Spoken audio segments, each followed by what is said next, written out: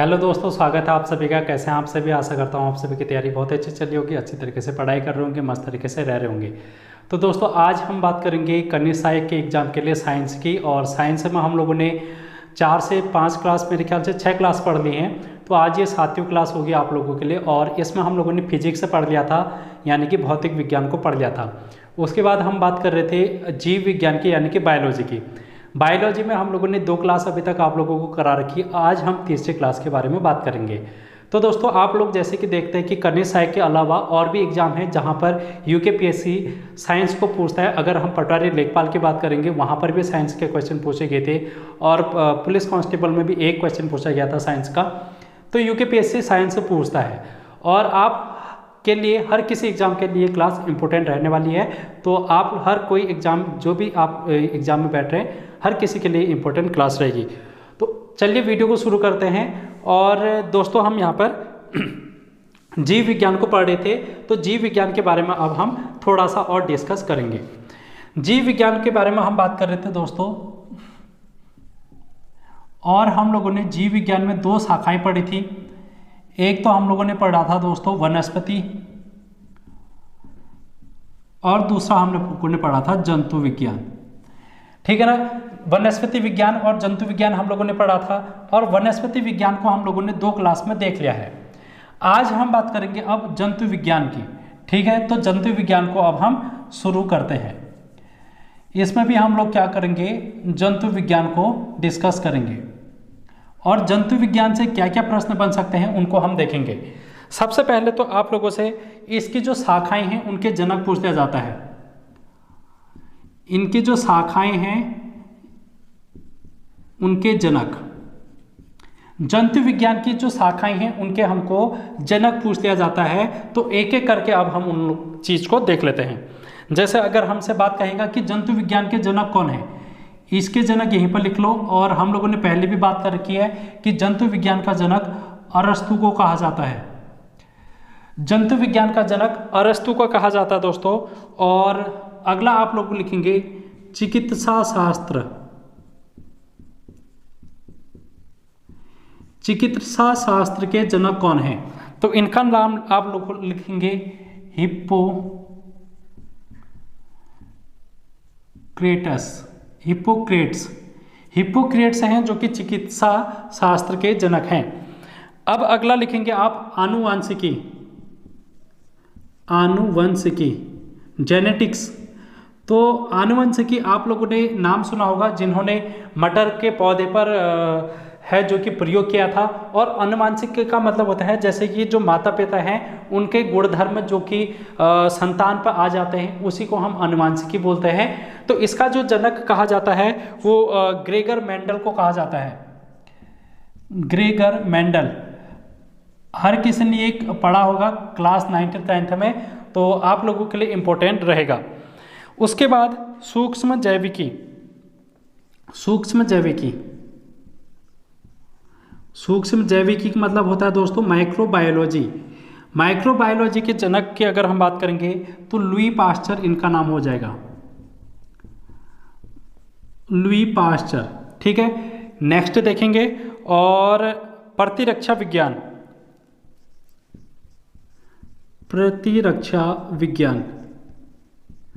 इनके जो जनक हैं उनका नाम है एडवर्ड जेनर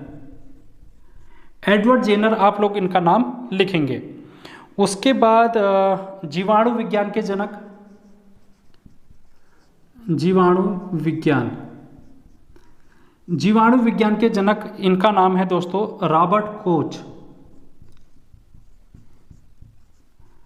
तो इतनी बात आप लोगों को यहां पर से ध्यान में रखनी है। उसके अलावा आप लोगों से रुधिर वर्ग का पूछ लिया जा सकता है, इंपॉर्टेंट रहेगा रुधिर वर्ग मतलब ब्लड ग्रुप। जो हमारे ब्लड ग्रुप होते हैं उनके जो जनक हैं उनका नाम क्या है? उनका नाम है दोस्तों यहाँ पर कार्ल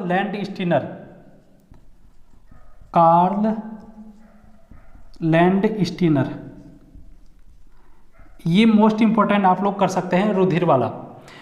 उसके बाद वर्गीकी, जिसको हम टैक्सोनॉमी बोलते हैं,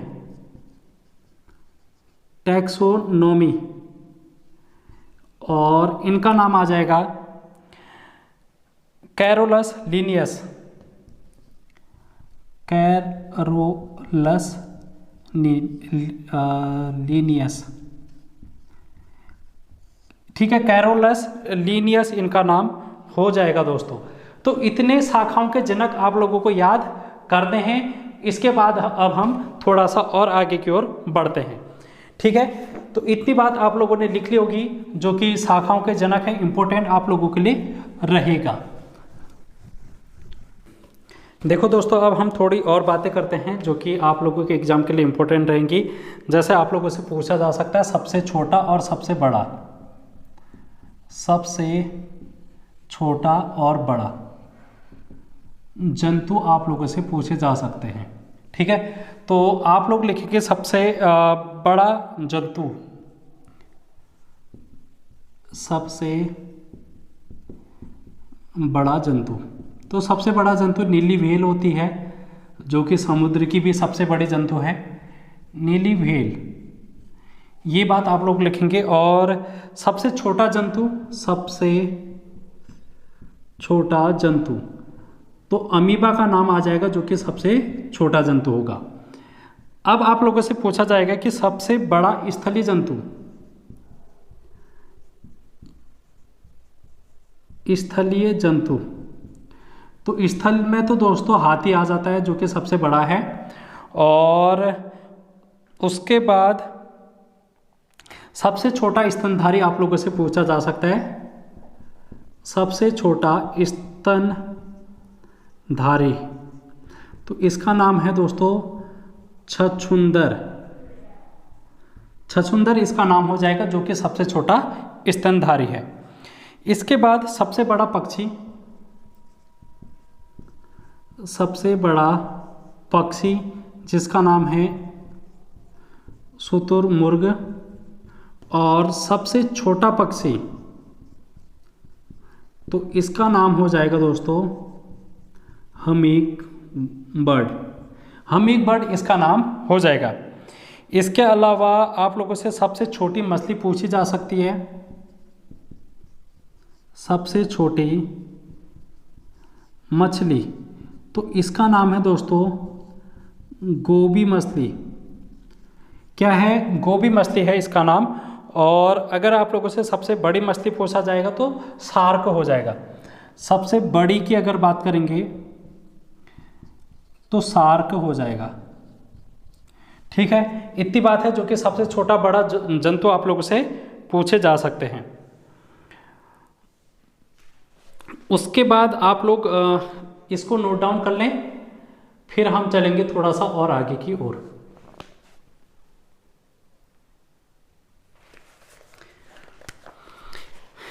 दोस्तों अब हम बात करेंगे मानव शरीर की,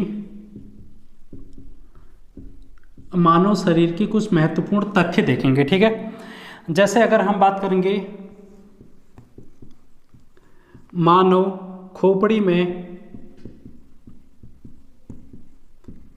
हड्डियों की संख्या, तो ये कितनी होती है? 22 होती है। अगर हम बात करेंगे दोस्तों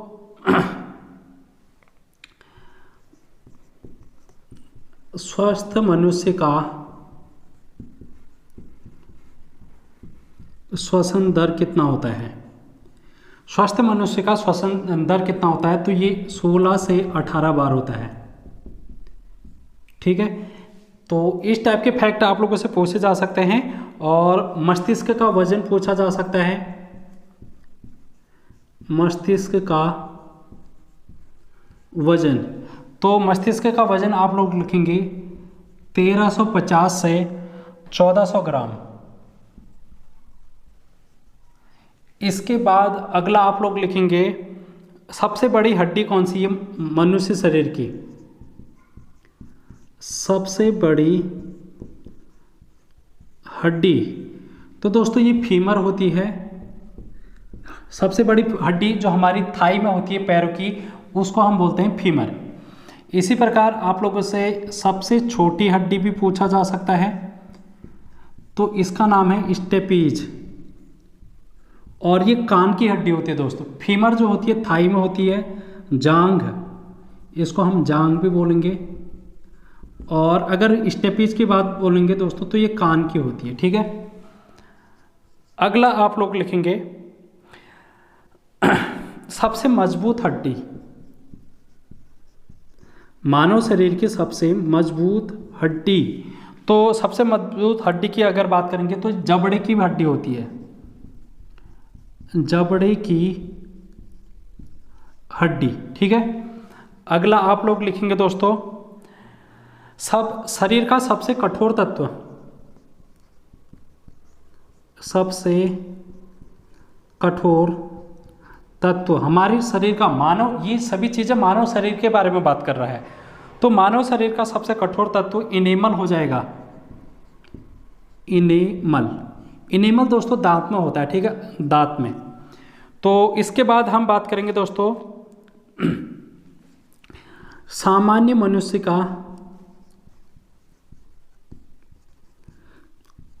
का रक्तचाप।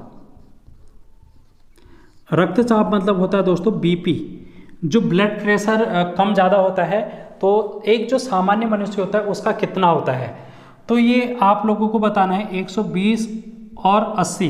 120 तो अधिकतम और निम्नतम 80। 80 और 120 के बीच में होना चाहिए। mmHg में इसको मापते हैं, mmHg में इसको मापते हैं, ठीक है। ये यूनिट भी आप लोगों को ध्यान में रखनी है। उसके बाद दोस्तों आप लोगों से पूछा जा सकता है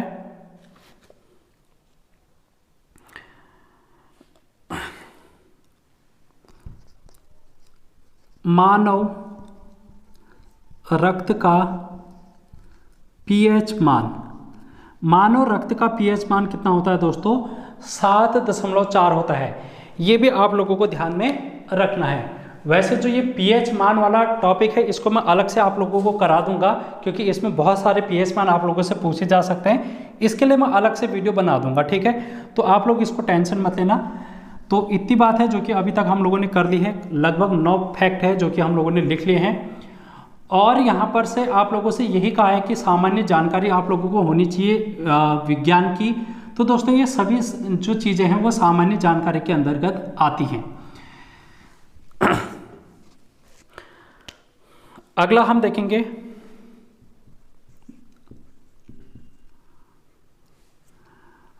इसमें हम लोग लिखेंगे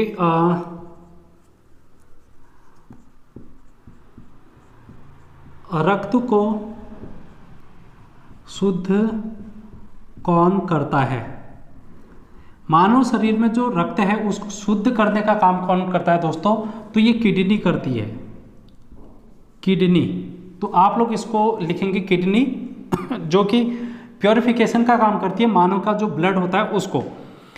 उसके बाद लाल रक्त कणिका का निर्माण कहाँ पर होता है? जो आरबीसी है, रेड ब्लड सेल, तो ये इसका निर्माण कहाँ पर होता है ये आप लोगों से पूछा है दोस्तों। तो ये आप लोग लिखेंगे अस्थि मज्जा में।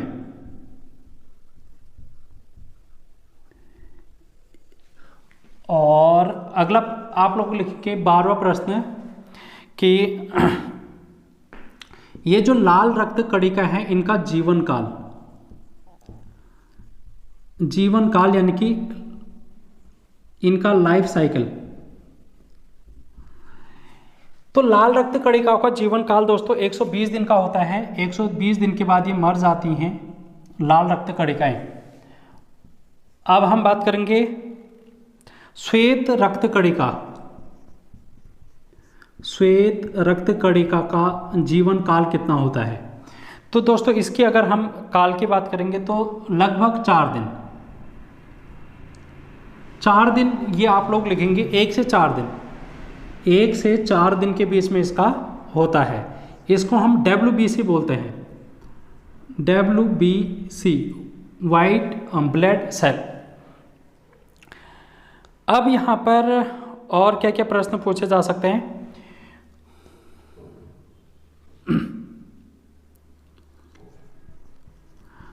सर्वदाता रक्त समूह, और एक आप लोगों से पूछा जा सकता है सर्वग्राही रक्त समूह। यूनिवर्सल ब्लड डोनर कौन से ग्रुप को कहा जाता है दोस्तों? ओ को कहा जाता है, जो ओ ब्लड ग्रुप होता है वो सभी को दे सकता है, यानी कि ब्लड डोनेट कर सकता है। अगर हम बात करेंगे ऐसा कौन सा रक्त समूह है, ऐसा कौन सा ब्लड ग्रुप है जो कि सभी से ले सकता है, तो ये हो जाएगा AB ब्लड ग्रुप। तो ये भी आप लोगों को ध्यान में रखना है। अगला आप लोग लिखेंगे ब्लड बैंक किसे कहा जाता है? ब्लड बैंक किसे कहा जाता है दोस्तों? तो इसका नाम हो जाएगा प्लीहा। क्या हो जाएगा? प्लीहा इसका नाम हो जाएगा। उसके बाद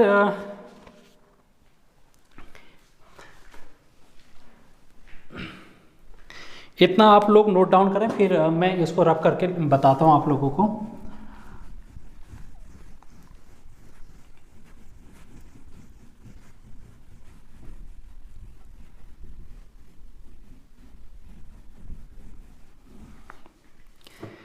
दोस्तों अब आप लोग लिखेंगे शरीर की सबसे बड़ी ग्रंथि कौन सी है?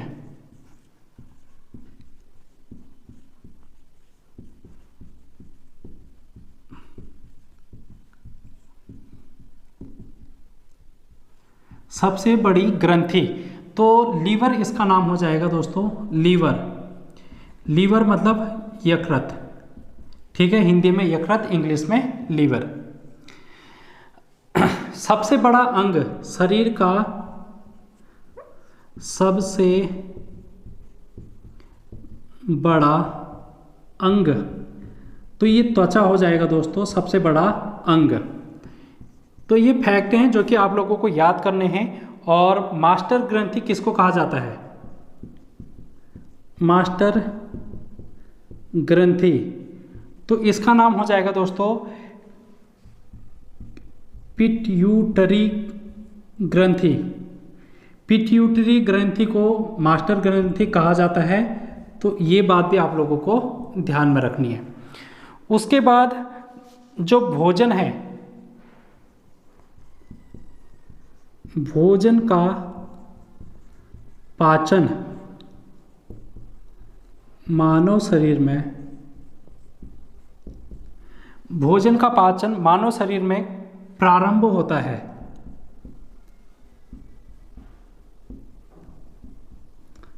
जैसे हम लोग खाना खाते हैं, तो इसका पाचन क्रिया कहाँ से शुरू होती है, ये क्वेश्चन आप लोगों से पूछ रहा है।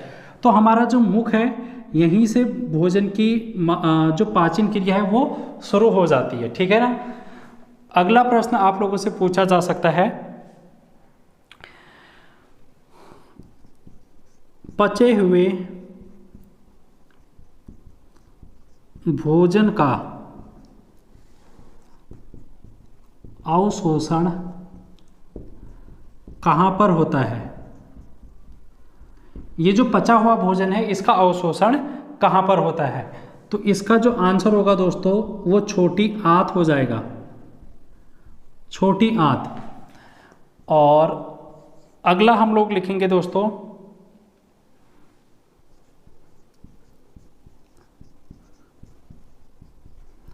रक्तचाप मापने का यंत्र, जो ब्लड प्रेशर को मापते हैं उस मशीन को क्या बोला जाता है? आप लोगों ने नपाया होगा आई थिंक, जब भी आप लोग गए होंगे, तो इस स्फिग्मोमीटर इसको बोला जाता है। स्फिग्मोमैनोमीटर,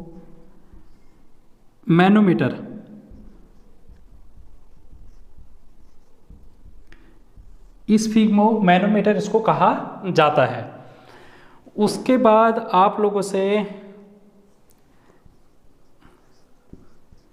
जो मानव की लार होती है उसमें पाया जाने वाला एंजाइम कौन सा है? में पाया जाने वाला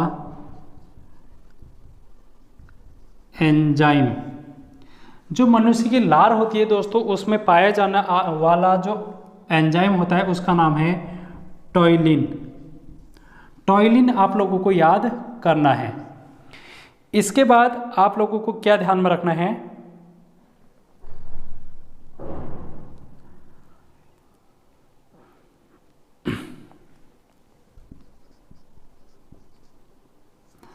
मानव, अच्छा, जो ये RH फैक्टर होता है ना, जो हमारे पास हमारा ब्लड होता है उसमें RH फैक्टर पाया जाता है। उस RH फैक्टर का खोजकर्ता के आविष्कार करता, इनका नाम हमको बताना है। जो RH फैक्टर के खोज करता है तो इनका नाम हो जाएगा लैंड स्टीनर एवं वीनर। तो इतनी बात है आप लोगों को यहाँ पर से ध्यान में रखनी है दोस्तों।